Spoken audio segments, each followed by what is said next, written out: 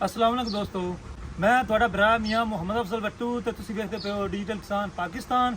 किसान वीर भराओ, मेरे हत्थ विच लैटर है जनाब मिलत ट्रैक्टर कंपनी का। तो मिलत कंपनी ने अपने ट्रैक्टरों के तमाम मॉडलों की कीमतों में इजाफा कर दिता है।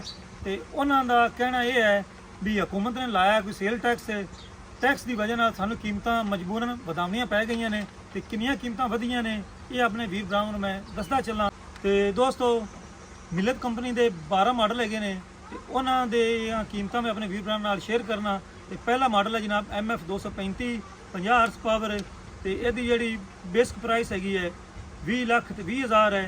तो जोड़ा इजाफा होया है 2 लाख तो 2,000 होया है। तो हुण ये ट्रैक्टर अपन लभेगा 22 लाख तो 22,000 का। इस तो अगला ट्रैक्टर आ जाता है MF 240, ये भी 50 हॉर्स पावर है। तो 21 लाख 50,000 रुपया ये बेसिक प्राइस है। तो 2 लाख 15,000 ये इजाफा होया है। ये ट्रैक्टर अपन लभेगा 23 लाख तो 65,000 का। उस तो अगला 3 नंबर से ट्रैक्टर आ जाता जी MF 260, तो 60 हॉर्स पावर है। 24 लाख 90,000 रुपया जनाब यदा बेस प्राइस है। तो ये 2 लाख 49,000 का इजाफा होया है। ये ट्रैक्टर अपन लभेगा 27 लाख 39,000। दोस्तों, चौथे नंबर से ट्रैक्टर आ जाता जनाब MF 260 डिलैक्स। तो यदा जो रेट है वो है 27 लाख 10,000। तो ये जोड़ा इजाफा होया है 2 लाख 71,000 का। हुण ये ट्रैक्टर तुहानूं लभेगा 29 लाख 81,000 रुपये का। इस तो बाद आ जाता जी MF 360 ट्रैक्टर 60 हॉर्स पावर। यदा जोड़ा रेट है 26 लाख 30,000। तो 2 लाख 63,000 का इजाफा होया है। हुण अपन लभेगा 28 लाख 93,000 का। इस तो बाद आ जाता MF 360 4x4। यदा जोड़ा रेट है 36 लाख 80,000।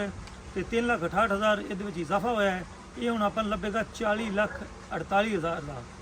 ईरान हो गया जी, बड़े महंगे ट्रैक्टर हो गए हैं। तो 7वें नंबर पर आ गया जी MF 375 सादा, तो 72 हॉर्स पावर। यदा जो रेट है 32 लाख 50,000। तो 3 लाख 25,000 ये इजाफा होया है। हुण ये ट्रैक्टर अपन लभेगा 35 लाख 75,000। दोस्तों, नंबर 8 से जनाब MF 375 4x4 72 हॉर्स पावर।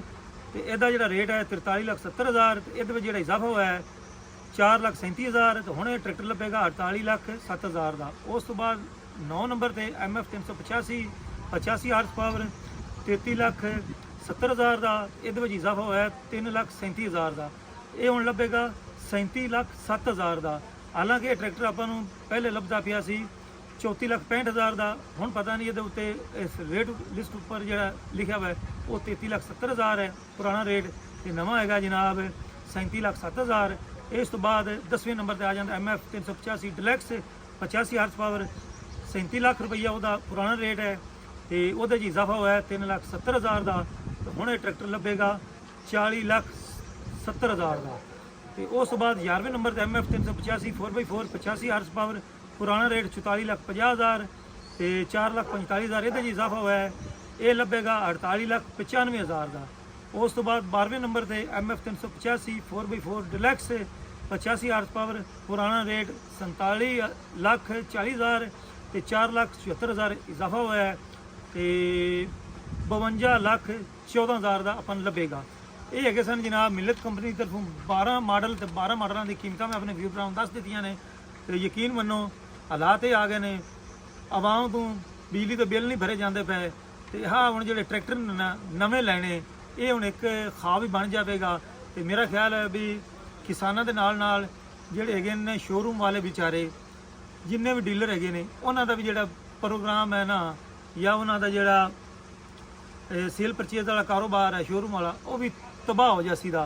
तो निगी आई पई है क्योंकि पहले ही शोरूम पर विजिट किया वो कहते पे सन भी जदों दे कीमतां वधियां ने, जिथे ट्रैक्टर असीं 10 बेचते सी उत्थे 1-2 विकदे पे सन।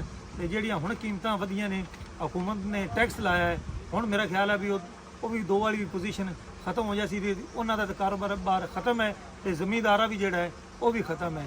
तो किसान वीर भराओ ਇਹ कीमतां की लिस्ट हैगी सी तुहाडे नाल शेयर कर दी है। तो जींदे बसते रहो, अपना ख्याल रखो। तो मैंने दो इजाज़त, तुहाडा भरा मियाँ मुहम्मद अफजल बट्टू। अल्लाह हाफिज़। पाकिस्तान जिंदाबाद।